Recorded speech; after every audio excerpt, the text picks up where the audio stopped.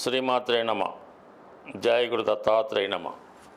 ఈ వీడియోలో మనం వృశ్చిక రాశి వారికి సెప్టెంబర్ 14 నుంచి 20 మధ్యలో జరగబోయే వార ఫలాలు పరిశీలించినప్పుడు మరి ఈ రాశి వారికి ప్రత్యేకంగా ఈ వారంలో జరిగిన మార్పుల్లో 11వ స్థానంలోకి రవి బుధులు రావడం జరిగింది. అంటే బుధుడు ఉచ్చలో ఉండి అత్యంత బలవంతుడై ఉండడం వల్ల చాలా వరకు శుభ ఫలితాలు ఇవ్వడం జరుగుతూ ఉంటుంది. అలాగే దశమాధిపతి రవితో కలిసి ఉండడం వల్ల అటు ఉద్యోగ ప్రయత్నాల్లో అభివృద్ధి కలుగుతూ ఉంది. ప్రభుత్వ పథకాలు కూడా మీకు అనుకూలంగా రావడం జరుగుతూ ఉంటుంది. అటు విద్యార్థులకి విద్యలో ప్రావీణ్యత సాధిస్తారు. స్కాలర్షిప్ లాంటిది కానీ వారి చదువుకి కావలసినటువంటి ఆర్థిక సహకారం కానీ లభించే అవకాశం ఉంది. అలాగే నిరుద్యోగులకి ఉద్యోగ ప్రయత్నాలు చాలా వరకు ఫలించే అవకాశం ఉన్నది. అటు అష్టమాధిపతిగా లాభస్థానంలో ఉన్నటువంటి బుధుడు ఒక విధమైనటువంటి ఆకస్మిక ధనలాభాన్ని రావడం జరుగుతుంది. కొంతమందికి ఏదన్నా ఇన్సూరెన్స్ ద్వారా, చిట్ ఫండ్స్ ద్వారా, లేదంటే తండ్రి గారి ద్వారా ఏదన్నా ఇన్సూరెన్స్ అలాంటివి రావడం కూడా జరుగుతూ ఉంటుంది. మొత్తం మీద ఆర్థిక పరంగా రెండు రకాలుగా, అటు ప్రభుత్వ పరంగా వ్యక్తిగత సామర్థ్యంతో సంపాదించే అవకాశం ఉంటుంది.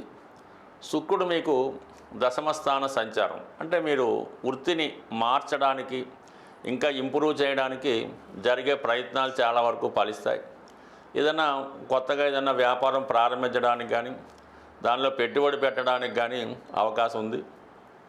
మొత్తం మీద మీరు వ్యక్తిగతంగా మీరు కాకపోతే మీ జీవిత భాగస్వామి, లేదంటే మీ భార్య, లేదంటే మీ బంధువుల సహకారంతో వారి పేరుతో మీరు ఏదైనా వ్యాపారం చేయడానికి కూడా చాలా వరకు ఈ గ్రహస్థితిలో దశమ స్థానంలో శుక్రుడు మీకు సహకరించడం జరుగుతుంది. అటు మీరు ఎంటర్టైన్మెంట్ రంగంలో ఉన్నా, సినిమా రంగంలో ఉన్నా చాలా వరకు ఈ గ్రహస్థితిలో మీకు అటు కన్స్ట్రక్షన్ మొదలగు వాటిలో మీరు ప్రవేశించడానికి ఇది అనుకూలత చెప్తుంది. అయితే కుజుడు రాష్ట్రాధిపతిగా కుజుడు 12లో ఉండడం వల్ల కంపల్సరీగా మీ యొక్క వ్యక్తిగత అవసరాలకి, అలాగే స్థిరాస్తి పైన, భూములపైన, అలాగే మీ రక్త సంబంధికులు, బంధువుల కొరకు కొంత ధనాన్ని కంపల్సరీగా ఖర్చు పెట్టవలసి ఉంటుంది.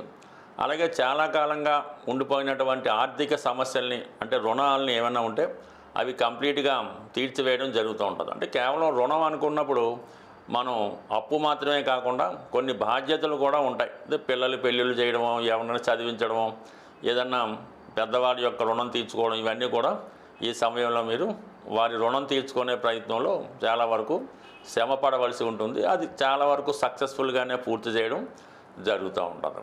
ముఖ్యంగా ఏంటంటే ధన విషయాల్లో ఆటోమేటిక్గా మీకు ధనస్థానాన్ని ధనాధిపతిగా ఉన్నటువంటి గురువు వీక్షించడం వల్ల న్యాయమైన మార్గం ద్వారా, నిజాయితీ మార్గం ద్వారా ఆర్థిక సహకారం లభిస్తూ ఉంటుంది. అలాగే కొంతవరకు మీకు ఏదైనా ప్రభుత్వ పదవి లాంటిది కానీ, అంటే గతంలో మీకు ఏమైనా ప్రభుత్వ పదవి ప్రయత్నం చేసి మధ్యలో వదిలివేసి ఉన్నా, మీ పెద్దవారికి అంటే వారసత్వంగా కొంతమందికి ఏదన్నా నామినేటెడ్ పోస్టులు కానీ, ఏదైనా ఎండోమెంట్ సంబంధించిందో, ప్రభుత్వానికి సంబంధించిందో, అంటే గ్రామాల్లో ఏమైనా రాజకీయ పదవి లాంటిది నామినేటెడ్ పోస్ట్ ఉంటే ఈ సమయంలో మీరు ప్రయత్నం చేయడం వల్ల అటువంటి నామినేటెడ్ పోస్ట్ లాంటిది మీకు వచ్చే అవకాశం ఉంది. సో అయితే ఇక్కడ ముఖ్యంగా ఏంటంటే మీరు ఏదైనా ప్రయత్నం చేస్తున్నప్పుడు అది మీకు నిజాయితీగా రావాల్సి ఉంటేనే వస్తుంది. అలాగే తప్పకుండా వచ్చే అవకాశాలు ఉన్నాయి. అయితే ఈ మధ్యకాలంలో కొంతమంది అంటే మీకు రావాల్సినటువంటి పదవిని ముందుగా తెలుసుకొని మీరు ఏదో కొంత డబ్బు ఖర్చు పెడితే ఇది అవుతుంది, ఆల్రెడీ ఏదో ఆగిపోయింది, ఆ పేపర్ కావాలి, ఈ పేపర్ కావాలని మీతో కొంత బ్లాక్ మనీ రూపంలోనో, బ్యాక్ డోర్లోనో కొంత ధనాన్ని తస్కరించడం, మిమ్మల్ని మోసం చేయడం కూడా జరుగుతూ ఉంటుంది. ఖచ్చితంగా ఈ సమయంలో మీకు ఏదైనా పదవికి, ఉద్యోగానికి అర్హత ఉంటే 100% వచ్చి తీరుతుంది. ఈ విధంగా బ్యాక్ డోర్ ద్వారానో, అక్రమ మార్గం ద్వారా సంపాదించడం వల్ల మీ మనీ వేస్ట్ తప్ప పెద్దగా ఉపయోగం అయితే ఉండదు. గ్రహాలు అనుకూలంగా ఉన్నప్పుడు ఎటువంటి చిన్న ప్రయత్నం చేసినా ఆ ప్రయత్నం ఫలిస్తుంది. దానికి దైవబలం, సంకల్పం కంప్లీట్గా ఉంది కాబట్టి మీ యొక్క సంకల్పం మీదే, మీ యొక్క ప్రజ్ఞ మీదే మీరు ఆధారపడండి. ఇతరులని నమ్ముకోవడం వల్ల వచ్చింది కూడా పోయే అవకాశం ఉంటుంది. ముఖ్యంగా మనం చెప్తున్నటువంటి ఈ వార ఫలాలు కేవలం చంద్రుణ్ణి ఆధారంగా తీసుకొని చెప్పడం జరుగుతుంటుంది. అయితే ఇంచుమించుగా ప్రతి గ్రహం కూడా ఒక గ్రహాలు మారినప్పుడు కానీ ఒక గ్రహం పైన ఇంకో గ్రహం పరివర్తన చెందినప్పుడు కొన్ని ప్రధానమైనటువంటి సంఘటనలు కూడా జరుగుతుంటాయి. అంటే కేవలం మీ జాతక పరిశీలనలో చంద్రుడే కాకుండా అన్ని గ్రహాల ప్రభావం ఒక గ్రహానికి ఒక గ్రహం కలుసుకున్నప్పుడు పరివర్తన చెందినప్పుడు చాలా మార్పులు వస్తుంటాయి. అందువలన కొన్ని ఫలితాలు జరగవచ్చు, జరగకపోవచ్చు. కానీ అన్ని అనుకూలమైన ఫలితాలు ఉన్నప్పటికీ కూడా జాతకంలో కొన్ని ప్రధానమైన దోషాలు ఉన్నప్పుడు, అంటే కుజదోషం లాంటిదో, కాలసర్పదోషం లాంటిదో, పితృదోషం లేదంటే మాతృదోషం, ఈ గురుదోషం, ఇలాంటి కొన్ని దోషాలు ఏర్పడినప్పుడు, లేదంటే జాతకరీత్యా మీ యొక్క జన్మజాతకంలో అన్ని కేంద్రాల్లో పాపగ్రహాలు ఉన్నా, లగ్నమందు రాశి యందు సూర్యుడితో పాపగ్రహాలు కలిసి ఉన్నా, చాలా వరకు ఈ గ్రహ దోషాల వల్ల అవి సరైనటువంటి పరిష్కారం చేసుకోకపోవడం వల్ల కూడా జాతకుడికి చాలా కార్యక్రమాలు పెండింగ్ ఉండిపోతుంటాయన్నమాట. మనం ఏదన్నా ఒక ప్రయత్నం సరైన సమయంలో సరైనది జరగలేదు అనుకున్నప్పుడు, అంటే వివాహ వయసు, వివాహ సమయంలో ఆ ఏజ్ వచ్చినప్పుడు వివాహం కావటం లేదు, అలాగే చదువు పూర్తయింది 2-3 సంవత్సరాలు 5 సంవత్సరాలైనా ఉద్యోగం రావట్లేదంటే కామన్గా మీ జాతకంలో ఏదో ఒక దోషం ఉందని గమనించవలసి ఉంటుంది.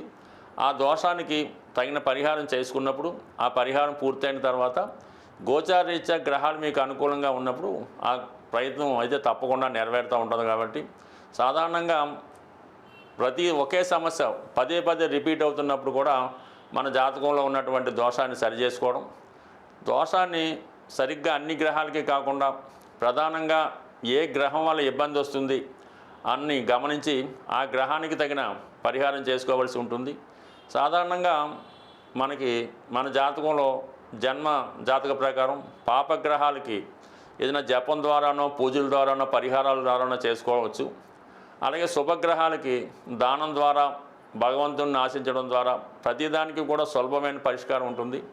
సరైనటువంటి పరిష్కారం కావాలంటే కంపల్సరీగా మీ జన్మజాతకాన్ని పరిశీలించుకొని అప్పటి ఉన్నటువంటి గోచారాన్ని కూడా పరిశీలించి చిన్న చిన్న సింపుల్ చిట్కాల ద్వారా మీ జాతకాన్ని సరి చేసుకుంటే 100% మీ యొక్క అభివృద్ధి అప్పటి నుంచే ప్రారంభమవుతుంది. స్వస్తి.